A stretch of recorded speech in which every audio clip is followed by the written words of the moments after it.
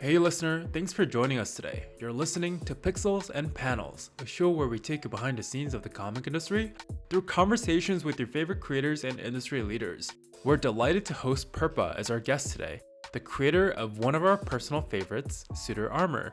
We talk about her journey in becoming a comic creator, learn about the amazing origin story of Morpheus and Lucia, discuss the meteoric rise of the comic and what that has meant for Purpah, and even get a sneak preview of the future of Suitor Armor.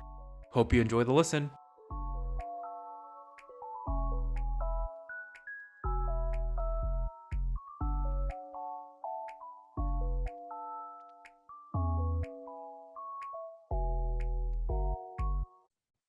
Hello, Purpah, and welcome to the show. Hello.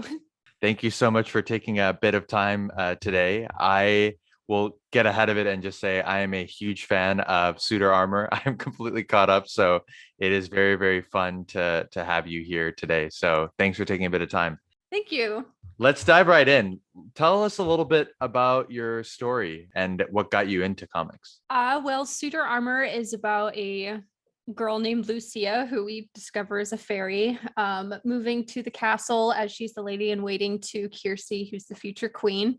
And upon arriving there during a tournament, she meets Modius, who is an animated suit of armor, and it sort of just takes off from both of them being things that aren't supposed to be there necessarily, and their developing relationship and the conflicts in the kingdom and stuff. And as far as getting into comics, it was not intentional. I actually moved to where I'm at now to try and get into animation as a character designer. And that's what like my schooling and my portfolio and everything was completely catered to. And I just started posting Suitor Armor chapters on Webtoon Canvas as a side project because I wasn't hearing back from anyone in the animation studios, and it was getting really discouraging. So I just started Suitor Armor as something fun for me to do to kind of boost my spirits a little bit. And then I got the offer to make it an original, and it became a full-time job. It happened very quickly. I want to dig into that in a second, but I think it's so interesting to hear how what you end up doing is very different from the intention or the beginning of your journey. So you said you wanted to be a character design artist. Can you talk a little bit about what inspired you to pursue that? Because it seems like all the work that you did was with that goal in mind, but it really helped you on your journey to becoming a comic artist like you are now. Oh yeah, for sure. I mean, the best piece of advice I got was like whatever you draw in your free time is what you should probably cater to your career if you're going into art. And I hate backgrounds and like giant illustrated pieces. I would always just draw and design characters, and I was like, well, I might as well try and make that my focus. And I actually did some freelance work for Cartoon Network when I was still in school. It was just for one episode of a show called Victor and Valentino. And that was my only experience in the animation industry.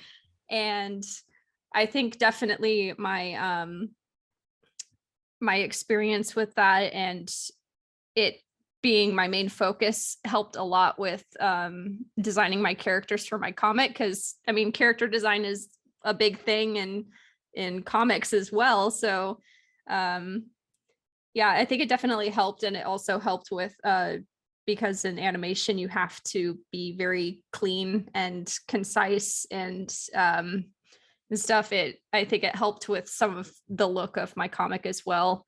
And also helped me make sure that I didn't go too crazy on the rendering or illustration, and help cut down time and production a little bit.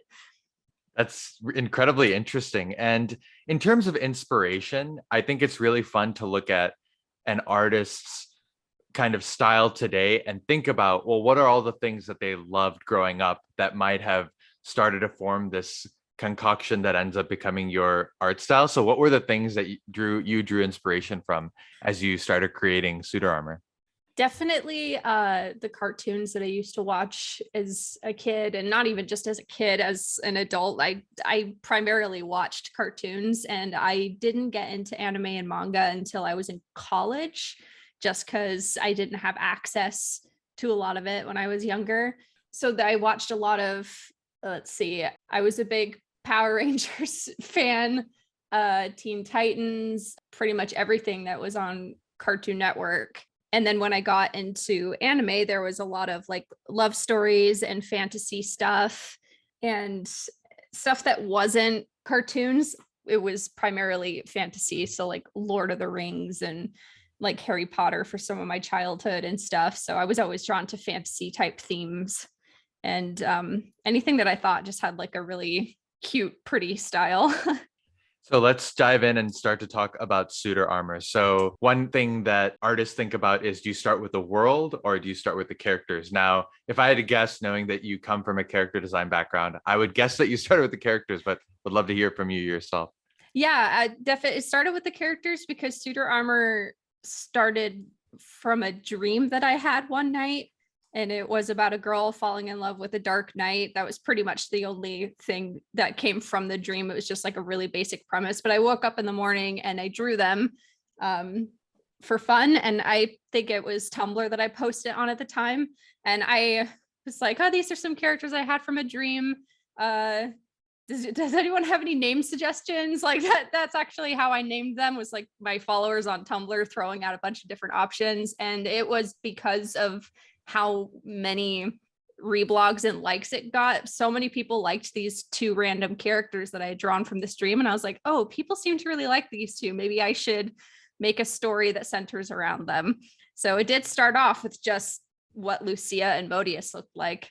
And how close to final designs were those two initial designs, would you say? Pretty close. I think Modius had the most changes because I did not enjoy drawing armor at the time. I was like, armor is really hard to draw. So, and then I turned it into my jobs. It was painful. It was very difficult to draw, but it was just like getting the armor to be a little bit more concise and easier to draw. And then Lucia started off as a human in the initial design, so her wings and her ears came later, but she's pretty much exactly the same as the initial drawing. Well, this is the first time, like usually when we talk to someone about character design, it's like, oh, it took like 50 tries. This is the first time I've heard of like characters being delivered in a dream. So that's a pretty cool background. I mean, the next thing about Suitor Armor is you talk about some pretty heavy themes, and there are a few episodes. I'm not going to spoil it for anybody who hasn't given it a chance yet. You go into some pretty heavy things. So you started with this, very lighthearted thing about, okay, someone falling in love with the Dark Knight, and the world that you build it around has a lot of things that leave the reader thinking about things after they've stopped the episode. So do you mind sharing a little bit about how you came up with the themes and the premise of what you talk about on this? Yeah. Originally on Canvas, because I only got 6 episodes in before I took it down and moved to originals, it did just kind of start off as a romance. And it wasn't until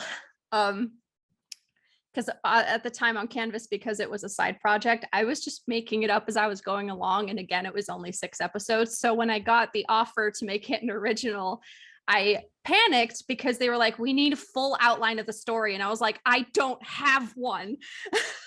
So I sat down, and for like a full day, I just kind of worked on it. And as I was working on it, it kind of evolved from just this basic love story to the conflict between humans and fairies. That's when I decided to officially make Lucy as a fairy, because I think in Canvas it wasn't revealed at all, because I was planning it on being a big reveal later.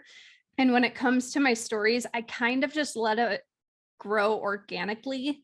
If something needs to happen in an episode that I hadn't planned before, but I felt like it made sense for the character. Sometimes the characters dictate my story more than I do.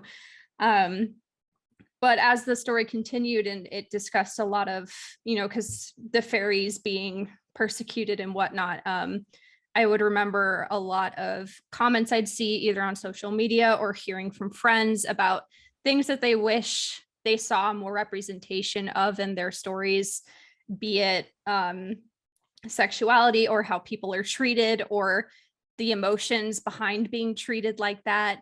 And I was like, well, I have the perfect opportunity to bring some of those issues and some of those viewpoints to the forefront. And the great thing for me about the fairies is that I can put a lot of different emotions and experiences into it without the fairies representing one particular group. Because I'll get a lot of comments of people saying, oh, I'm this and I feel like I relate to this, and someone else who is something completely different or had a certain life experience can relate to it as well. And yeah, it was just my goal to bring forth some of the things that I saw people wish got more attention. And in the position I'm in, I thought I was at a good point to do that. And when I put this outline to Webtoon, they gave it to, I think, the head of the American branch. And when he read it, he got really excited because I guess everyone just assumed it was going to be this romance story. And so when there was all this other stuff that I brought forward, they were excited to see that it wasn't just going to be a fantasy romance and that there was other stuff going on. So I wish I could say that it was, yes, completely intentional. I had this planned from the beginning stuff, but sometimes you just kind of have to go with your gut and jump right in. Well, one of the powerful things about stories is the lingering emotion and how that gets you to think about things and question things. So as you were writing this, what sort of emotions did you want people to feel and what questions did you want them to have? And I think one other fascinating thing that you talked about is it was very informed by the community that, even if it was only 6 episodes in, they had thoughts of what they wanted to see. And yeah, I mean, like, what sort of emotions, I guess, do you want people to feel as they read this comic? I definitely think empathy for others is a big one because Lucia, as a main character, meets a lot of different people, gets to learn about them and their motives for why they do things. And a lot of the characters in Suitor Armor have to either hide part of themselves or they're judged based on who or what they are. And I guess my overall goal is just for readers to maybe see how the fairies or the characters are treated and think on the treatment of people in the real world and how at the end of the day, just looking and understanding that although you might not have had the same experience as them, it's not very hard to empathize and to just listen. So yeah, I get, I know it's cheesy, but I like love, I guess, just for everyone despite differences and helping others and stuff, because that's what I really try to push through Lucia's character, is her desire to help others.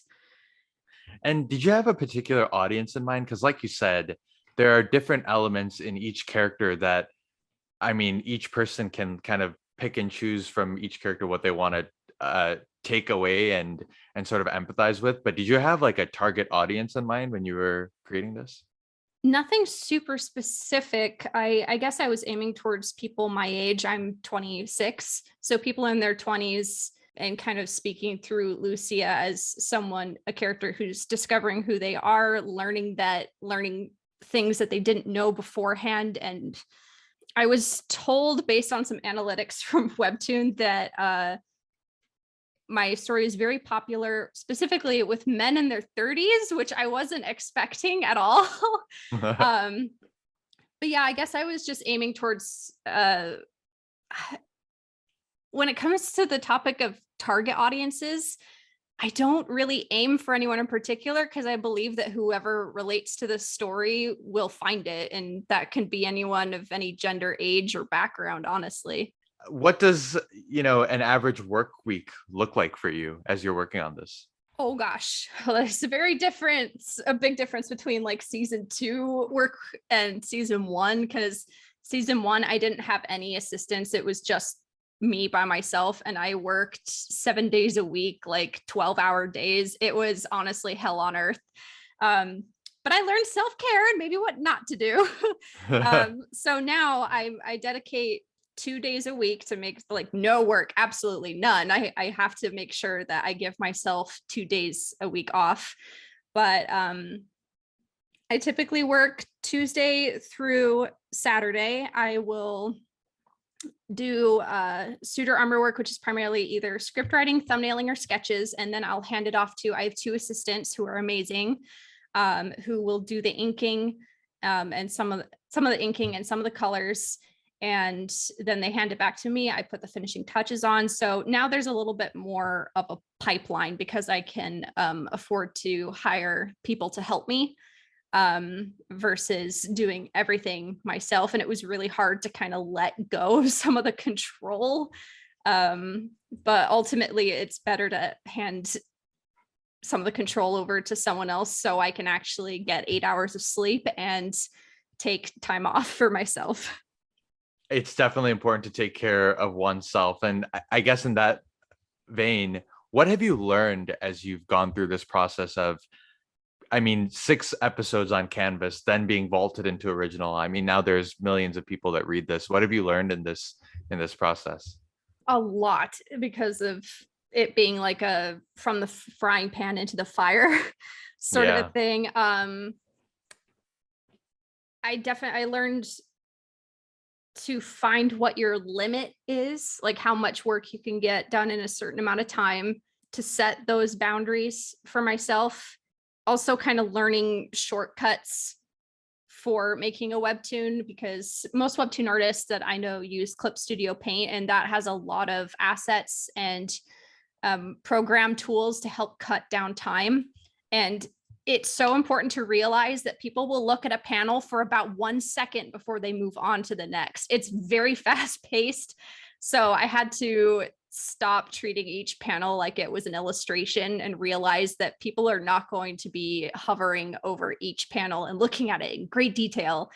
So yeah, taking my personal health into an account over making everything look insanely detailed and clean and everything. So yeah, coming to that understanding, as well as script writing, I've been learning more and more about, and just finding ways that the whole term like work smarter, not harder, and applying that hardcore, just because it's a very intensive field. And if you're not careful, you can really kind of hurt yourself by working so long and hard and putting just too much energy in, essentially.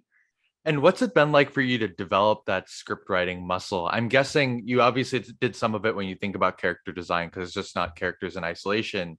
But to go from that to developing something for an originals team that has a very sharp eye for story, what has it been like for you to evolve and improve on the script writing side? Well, definitely my scripts started off just like in Word documents, and they weren't formatted very well. It was just like the bare bones, because, I knew what it was going to look like in my head. It was mostly just listed dialogue. And I don't hand the scripts over to Webtoon. I actually hand over a finished episode. So the script writing process, I really have to self-manage myself. And definitely I've got a couple of books on my bookshelf that talk about writing and stuff, and also figuring out, because let's see, for my agreement, I have to have a minimum of 50 panels per episode, and that usually translates to 3 pages of script. And I have to make sure I don't go over that, because then I'm giving myself a lot of extra work. So it's a lot of figuring out how you work, and then applying that to a schedule, because some people might write scripts a lot quicker than I do, or they're a lot more confident. But I actually got another writing opportunity because of Suitor Armor, where I'm writing scripts as well. So it's I've been making them look more professional for the sake of trying to be more professional. So I've been applying that to Suitor Armor as well, and making it, they look like now official scripts for, like, if you were to hand it to someone in TV or something like that. So trying to step outside just the dialogue and actually researching how to write scripts more professionally was a huge help for me. And in terms of working with the Webtoon team themselves, it seems like season one, it was a lot more of you working and figuring out things on your own. And season two, now you have assistants helping. But what has that process been like in terms of the support that they've been able to give you? For Webtoon, I do have an editor who I will send finished episodes to. And in all honesty, I haven't had to make a lot of changes.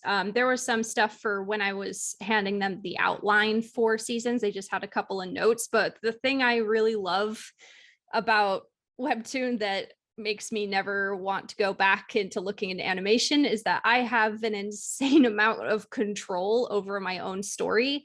Um, the only thing that they'll typically have notes on is I'm a horrendous speller. I will misspell my text, and unfortunately, there is no spelling correction in Clip Studio. And because the app is in the Google Store, any excessive gore, sexual content, and stuff, they do have to be careful about because they have those terms. I've never, I don't think, push the boundaries of that other than like having to put some disclaimers just in case. But yeah, it's been a pretty hands off in a good way because I have a lot of control over my own stuff. And what's been your favorite thing that Webtoon has provided you through this experience? Marketing, advertising. I'll get trailers for Suitor Armor on YouTube or Pinterest when I'm just going about my day, and I definitely wouldn't be able to market myself as well as they do because they have the resources to do that. So definitely advertising my work for me has been a huge asset and help. So you start as someone that had a dream about a comic, and you go from that to now when you go on the Webtoon site, Suitor Armor is one of the top featured stories. Just for you as a creator, what was that like for you emotionally to go from, this dream that you had to being one of the largest Webtoons? Imposter syndrome is very strong. it it's hard to register sometimes just because it is a digital thing, and when I turn off my phone my work disappears and I'll go about my day, and I it's hard to process, and sometimes it feels like it's not real. Definitely when I got my first like paycheck from Webtoon, getting paid to make this, I felt like I was stealing money or something. It felt like I was robbing them or something. It was so surreal.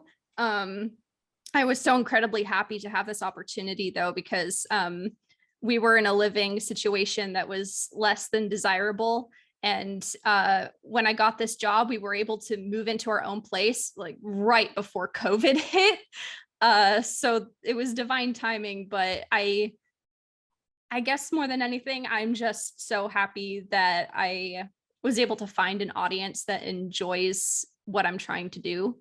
And speaking of that audience, you invest so much time, energy, and care into developing the story, developing this world, and that in itself is so difficult. But you take time outside of that to build a Patreon community. You have a Discord. So, do you mind walking us through how you thought about those kind of connections that you developed with folks outside of Webtoon as well?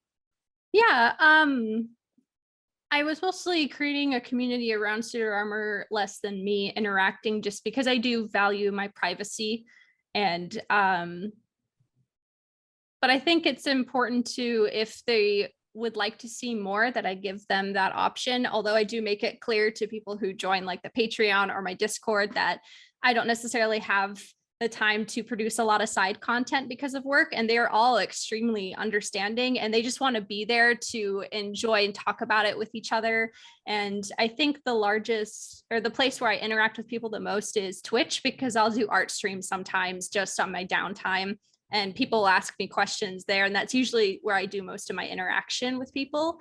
But I think if they're passionate about what you're making, it's always fun and a good idea to interact, and because obviously they like the same things you do if they enjoy the content that you're making. So but at the same time, I think it's also important to make sure that boundaries are there between you and your audience. I have a policy of never replying to comments on episodes, even if they're super sweet and stuff. It's just because once I start, I feel like I wouldn't be able to stop, and I just don't have the time or energy to dedicate to conversations in the comment section, which can get choppy. So I love the self-discipline and self-restraint because I'm sure you really want to. So how do you think about serving these fans that are coming to you outside of Webtoon, whether it's Twitch, Patreon, or Discord? Are you sort of just, hey, I'm obviously putting everything I have into the comic. If I have time to do other things, I'm happy to like hang out with my readers there, or do you have another approach to it? when it comes to Patreon, I'll usually post I asked my Patreons like what they would like to see more of if I do have the time to post. And they asked for like just concepts or doodles. Like they wanted to see just, I think some messier sketches to like kind of maybe get an idea of what my process looks like. And I'm the same way. I love seeing how people get from point A to point B with their artwork. And when it comes to streaming with the community and stuff, I enjoy expanding on the universe in some ways. Like I've had so much fun with people creating their own fairies to exist in the universe, and seeing their designs has been incredible. And I always encourage that because this universe is I've laid the groundwork for some of the lore, but I don't go into crazy specifics because I think it's always fun for people to come up with their own headcanons or ideas, or if they want to expand it in their own, fan works and stuff. I highly encourage that because it's so much fun. Well, we do have some questions from the users. We are going to get to that in a second. But before we do that, I wanted to ask you a little bit about the future of the comic industry. So, what do you think the future holds? I think definitely honestly, webtoons in digital format is probably going to be the big thing for comics. I mean, I still have like physical copies. It's really nice to actually own physical copies. But I think the episodic fashion that webtoons and other digital comic formats has allows for people to, you're able to build a community so much easier because you're able to draw the story out over time, but it's getting consistent updates. It's taking on the life of sort of a television series where, again, you over time you build up a following. People are able to talk about it weekly instead of just one installment coming out and then you wait for like 6 months for the next one. So I definitely think that this episodic digital format is the future of comics. And I'm honestly really excited to see, because I know that Webtoon has made a deal with like Wattpad and Crunchyroll for adaptations. And, while we always love to see original work come out of Hollywood, as rare as it may be, I think taking adaptations from comics is becoming more of a thing. And I'm honestly all for it. I mean, outside of like DC and Marvel and stuff, but because you have a lot of smaller creators with maybe some more unique and different ideas coming forth. So I think the future of digital comics is very bright. Do you want Suitor Armor to be a Netflix series or a show or a movie? Oh my God, that would be that would be incredible. Yeah, I've been asked this a few times, and I honestly think like if it were to be adapted, my goodness, I would love to see it in like a TV episodic format because it's meant to be told in an episodic format. And everyone's like, oh, it'd be so cool to see it animated. But honestly, I would love to see what it would look like in live action. Just because you know what it looks like as a cartoon because it's a cartoon. Either way, I think it would be really amazing. And is there anything that you want to see more of in the industry? It could be things that publishers provide. It could be things to support more independent artists. Are there things that you want to see more of as a creator? Definitely. I wish people would jump into making their comics because formats like this allow people to create their own comics. There's so many unique story ideas that have yet to come to pass, but people will put it off because they're like, oh, I need all these character references and I need to make it all ready. And I'm like, no, just do it. So I hope people jump into making their comics with these resources available. As for and I know some of this stuff is in the works, but I think creators on these apps deserve a little bit more power when it comes to moderating their comment section, the ability to delete and ban people from commenting, because ultimately it is their work. And I don't think they would go crazy with that power, but there is a mental health aspect when you have a bunch of comments under your work, and some of them can get really nasty and mean. And people on YouTube have the ability to do that. So I do hope that creators in the future are given a little bit more power to put their foot down on things that they don't want to see it in their comment section, for the sake of other people reading the comment section and for their own mental stability. What do you, as Purpah the creator, want to do with your future? How do you envision what you do in the future? I have so many other stories I would love to do for webtoon or just in episode format, comic format. I would love to do that more, but I've also had some opportunities to do some writing for other projects, which I wasn't expecting. It's under NDA, so sadly, believe me, the second the legal veil is lifted, I'm gonna gush about what I've been able to work on. But I've had a lot of opportunities for writing come my way, which, as an artist, when my art was always the thing getting the attention, the fact that I'm having people approach me about my writing, in a way, it's an even bigger compliment than people liking my art. So I would love to maybe break into some more writing opportunities for projects, be it comics or should the stars align, like TV or something like that. But I know for a fact that I just still want to tell stories, and most of them are fantasy, because frankly, we are fantasy starved right now. I love superheroes and stuff, but my God, like I miss the day of Lord of the Rings when it ruled the cinema world. Like I'm starved for more fantasy content. Well, the future looks incredibly bright, and we're going to be rooting for you every step of the way. Thank you. I want to get into a few user questions. So we put out a post on Instagram. Thank you so much for resharing that as well. Yeah. And we picked a few questions. The first few are spoiler free, and in the end, we may talk about spoilers. So I'll give a little disclaimer there. But the first one is from MyCarb 2005. Who is your favorite character in Suitor Armor? Oh no, that's a really good one. Oh. Okay, before I answer, preface, I love all of my characters minus Rickon, but I think favorite in terms of like the most interesting to write. Oh my God, I can't list off everyone. I gotta pick. Oh my God. Okay. I'm gonna say Modius, just because with the other characters, you have the experience to write characters like that in any opportunity, but Modius literally just barely gained consciousness. So his experiences and his reactions are all very unique to him. And it's been great to get to know him as a writer, because sometimes, he, like I said, my characters kind of take control, and I used to hate drawing armor, but this boy is such a sweet bean. So I'm gonna have to say Modius. I love them all though. No, it's a very fair one. The next one is from TinyGrass84.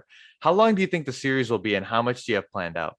I have the entire thing planned, although I don't think I'm gonna mention how many seasons, just because I don't want people to I like that. know the spacing out of events. But I do have the entire thing planned. No, sometimes the best journeys, you don't know when they're gonna end. So I am a huge fan of that answer. The next is from Cyan Iguana 88295. What has been the most difficult part about making Suitor Armor? Other than like technical aspects, I think writing Rickon is probably the worst part and the hardest part, because sometimes, people love villains. I love villains. I love writing villains. They're so much fun. Rickon, however, is like the human embodiment of everything I hate. And so writing him or giving him screen time just infuriates me. And it's not a joyful process, because with other villains, you're like, oh, he's charming and suave, and I kind of understand his motivations, but Rickon is just awful. Like, he's just god awful. So writing a villain that I don't enjoy like I do others is very difficult, but he's a necessary evil for the story. But yeah, screw that guy. I don't know why, but it makes me feel better that it's as painful for you to draw and introduce him into panels as it is for me to see him in a scene and be like, oh my God, something terrible is gonna happen. This guy. And then ending on a little bit of a positive note before we get into spoilers. This is from Wormy Strings. What's your favorite part of working on Suitor Armor? The costumes. I love costume design so much. And anytime like when there was the ball, which happened at the end of season 1, I was like, I get to design ball gowns and all these outfits everyone gets to wear. So anytime I get to design like a notable costume change, I have so much fun. So now we're going to talk a little bit about spoilers. So right now, Kiersey as a character is in an interesting place with Lucia. What do you have envisioned for her? And I'm guessing you don't want to spoil too much, but how do you think about what's next for her? There's so many mixed feelings people have about Kiersey, which is completely understandable. There is a lot planned for her in the future, and that's all I will say is that, we have the notable royal wedding coming up, and that's going to be a pretty big turning point for her as a character, as well as some other things that I have planned out. So yeah, while writing Rickon is like pulling teeth, writing Kiersey is a pretty emotional experience, I will say. Yeah, I mean, she has some choices to make, and everyone is so excited to see what comes from it. And apologies, that was from I am literally just Francine. And this last one is from Addie the Baddie 8. Will Lucia ever find out more about her family, her siblings, her parents, and just a bit more about the fairy world? Oh yeah, she has a lot to learn. Yeah, writing a character who comes from a sheltered background and is just barely being introduced to a world that she's from. Uh, yeah, her experience of discovering things and the reader's experience of discovering things are going to go very much hand in hand. And before we move to our rapid fire questions, a little bit of advice that you would give to up and coming creators. So, what would you tell someone that's a freshman majoring in illustration about just thinking about their career or about becoming a comic creator? Okay, I've got 3 main pieces of advice. 1, just start your project. Don't get caught up on the details because it will change as you go along anyway. Like the first episode of Suitor Armor and the most recent one look very different, and there's nothing I can do about it, and that would have happened regardless. So just get started on it. 2, if you think your idea or your story is too niche, I guarantee that you're going to find an audience. Like mine found an audience, and it's the weirdest freaking premise that I could come up with. So there's an audience for everything. And that's just important to keep in mind. And 2, if you are an art student in college, your professors, who are older usually, are going to give you advice and criticisms that you can take, but also keep in mind that they are coming from it from a very different perspective and don't have the same understanding of the fact that you can find an audience for anything. If they tell you that this style doesn't work or this story doesn't work or something like that, while I think it's important to take those criticisms and think about them, the teacher's not always right. And especially if they're coming from a completely different background and career path. And now, are you ready to move on to our rapid fire round? Yes. Okay. So, which fictional character best describes your personality and why? Tsukimi from Princess Jellyfish, which is an anime. She is a bundle of anxiety, has a very hard time being open about the things that she loves, and which are things I'm working through. But she's very passionate, but kind of scatterbrained as well. So I love her very much. What 3 webtoons would you take on a desert island and why? Blades of Furry, because the art and everything is wonderful and it's so funny. Lore Olympus, just because the art style is gorgeous and I never get tired of rereading it. And Brimstone and Roses, which is just like a rom-com that deals with like mental health. And I am friends with the creator of it, and they're so talented. And I've been reading that since like the beginning. So, if you could pick any, which manga or webtoon character would you want to have dinner with and why? Probably Hades from Lore Olympus, because I always loved Hades in mythology and every adaptation. that I've ever seen him in. Like, I always love the version of Hades, no matter like how different they are. I love him as a character. And what's your favorite scene from any webtoon that pops into your head?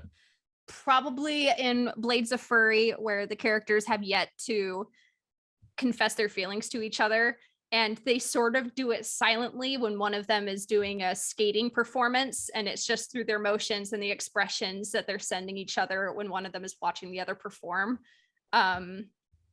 That is like, and then I don't want to spoil it, but it's like, it's this big romantic thing, and it makes my heart go doki doki, and it's like, it's so sweet. And then finally, if you could have dinner with any creator, who would it be? My friend Spearmint from Brimstone and Roses. Just because I adore them. They're absolutely feral, and yeah. Yeah. Well, Purpah, thank you so much for taking some time. It's been a ton of fun to pick your brain and understand a little bit more about your journey. And listener, please check out Suitor Armor on Webtoon and check out Purpah's Patreon and Discord as well. Thank you so much for the time. Thank you. Thank you for joining us today. If you have any feedback or want to be featured as our next guest, please write to us at pixelsandpanelspod@gmail.com. If you enjoyed the show, don't forget to subscribe, like, or give us a 5-star rating. See you all next week.